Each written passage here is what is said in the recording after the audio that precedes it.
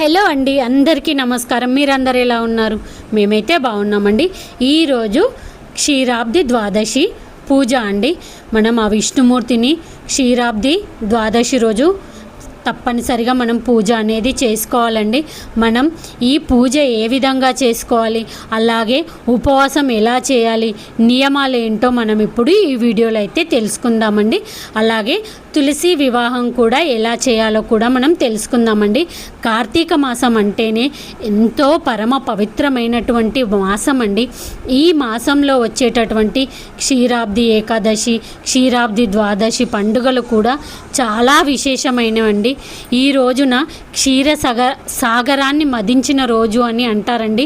ఈరోజు విష్ణుమూర్తికి అంటే ఉసిరి చెట్టుకి అలాగే తులసి చెట్టుకు కూడా కళ్యాణం అనేది జరిపిస్తారండి. ఈరోజు తప్పకుండా ఉసిరి దీపాలను మనం వెలిగించాలండి. ఉసిరి దీపాలని ఎందుకు వెలిగించాలంటే సాక్షాత్తు ఆ విష్ణు స్వరూపమే ఉసిరి చెట్టు కాబట్టి మనం ఉసిరి దీపాలను అయితే వెలిగించుకోవాలండి. ఉసిరి దీపాలను వెలిగించటం వెలక ఒక సైంటిఫిక్ రీజన్ కూడా ఉందండి. బ్రీతింగ్ ఇష్యూస్ ఉన్నవాళ్ళు ఈ ఉసిరి దీపాల గాలిని గనుక పీలిస్తే మంచి రిజల్ట్ను కూడా చూస్తారండి. ఈరోజు పూజలో అయితే నేనైతే ముందుగా మనం ఒక జాజుతోటి మంచిగా అల్లుక్కోవాలండి. అల్లుక్కొని ముగ్గులను అనేది వేసుకోవాలండి. పిండితో ముగ్గులు అనేది వేసుకోవాలండి. అలాగే ఈరోజు మనం పాటించవలసిన నియమాలు ఏంటంటే ఉదయాన్నే లేచి నిత్యకృత్యాలన్నీ తీర్చుకొని వాకిట్లో మంచిగా పిండితో ముగ్గులను అనేది వేసుకోవాలండి. మనం ఈరోజు ఉపవాసాన్ని అయితే పాటించాలండి. కంపల్సరిగా ఉపవాసం అనేది ఉండాలి. ఉపవాసం ఉండలేని వాళ్ళు పండ్లు పాలు అట్లా తాగి ఉపవాసం అనేది ఉండొచ్చండి. ఈ పూజను ఎవరైనా చేసుకోవచ్చండి.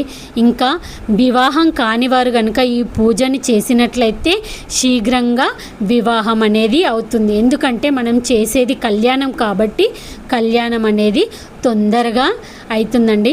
నేనైతే ముందుగా మనం ఆ గణనాథునికి మంచిగా పూజ అనేది చేసుకొని ఈ కళ్యాణానికి ఈ ద్వాదశ పూజకి ఎటువంటి విఘ్నాలు రాకుండా చూడు తండ్రి అని గణనాథుని అయితే మంచిగా మనం పూజనైతే చేసుకోవాలండి. ఇప్పుడు మనం షోడశోపచారాలతో మనం తులసి మాతకును ఇంకా విష్ణుమూర్తికి షోడశోపచారాలతో పూజనైతే చేసుకోవాలండి. ఈ పూజను ఎలా చేసుకోవాలో అనేది కార్తీక పురాణం అనే పుస్తకంలో క్షీరాబ్ది ద్వాదశి పూజ గురించి అన్ని మంత్రాలతో సహా ఉంటుందండి. అలాగే కార్తీక దామోదరుడికి అష్టోత్తరం, అలాగే తులసి అమ్మవారికి అష్టోత్తరాన్ని కూడా మనం పఠించుకోవచ్చండి. అలాగే స్వామివారికి మనం తోచినంత తాంబూలాన్ని ఇంకా బట్టలను కూడా సమర్పించుకోవచ్చండి. మనం ఈ పూజ ఎందుకు చేయాలి అనేది మనందరికీ కూడా డౌట్ అనేది వస్తుందండి. అసలు మనం ఈ పూజ ఎందుకు చేయాలో ఇప్పుడైతే మనం తెలుసుకుందామండి. మనం ఈ పూజను ఎందుకు చేయాలి అని అంటే తులసీమాత వ్రత కథ అనేది ఉంటుందండి. అది చాలా పెద్దగా ఉంటుంది. నేనైతే ఇప్పుడు చిన్నగా మీకు కథనైతే చెప్తానండి. పూర్వం జలంధరుడు అనే రాక్షసుడు ఉండేవాడండి. ముల్లోకాలలో ఉన్న దేవుళ్ళను చాలా ముప్పు తిప్పలు పెట్టేవాళ్ళండి. తనను ఎవరు కూడా యుద్ధంలో ఓడించేవారు కాదండి. ఎందుకంటే తన భార్య గొప్ప ప్రతివత అండి. ఆమె చేసేటటువంటి పూజలు నిత్యం జలంధరుణ్ణి కాపాడుతూ ఉండేవండి. ఆమె విష్ణుమూర్తికి కూడా గొప్ప భక్తురాలండి. జలంధరుడిని ఎలాగైనా చంపటానికి విష్ణుమూర్తికి ఒక ఆలోచన అనేది వస్తుందండి.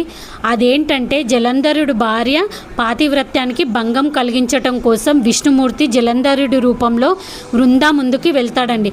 తన భర్త అనుకొని విష్ణుమూర్తిని స్పర్శిస్తుంది. వెంటనే తన భర్త కాడు అని తెలుసుకొని నిత్యం కొలిచే దేవుడే తన పాతివ్రత్యానికి భంగం కలిగించడం తట్టుకోలేక విష్ణుమూర్తిని సాలగ్రామంగా మారిపోవాలని శపిస్తుంది. వెంటనే తనను తాను ఆత్మాహుతి చేసుకుంటున్నది. వృందా లేకపోవటం వల్ల జలంధరునికి ఏ శక్తి కూడా కాపాడలేకపోతుంది. అప్పుడు జలంధరుని సంహరిస్తాడండి. అప్పుడు వృంద బూడిద నుండి ఒక మొక్క అనేది ఏర్పడుతుందండి. అప్పుడు విష్ణుమూర్తి ఆ మొక్కకు తులసి అనే పేరు పెడతాడండి. తులసి లేనిదే తన పూజ పూర్తి కాదని సాలగ్రామ రూపంలో ఉన్న విష్ణుమూర్తికి తన భక్తురాలైన తులసి మాతతో వివాహం అనేది జరుగుతుందండి. ఇలా మనం ఈ వ్రతకథ అయితే ఉంటుందండి. ఈ విధంగా నేనైతే మంచిగా పూజన అనేది చేసుకొని మంగళ నీరాజనంతో నా పూజనైతే కంప్లీట్ అనేది చేసుకున్నానండి. ఈ వీడియో నచ్చినట్లయితే ప్లీజ్ నా ఛానల్ని సబ్స్క్రైబ్ చేసుకోండి.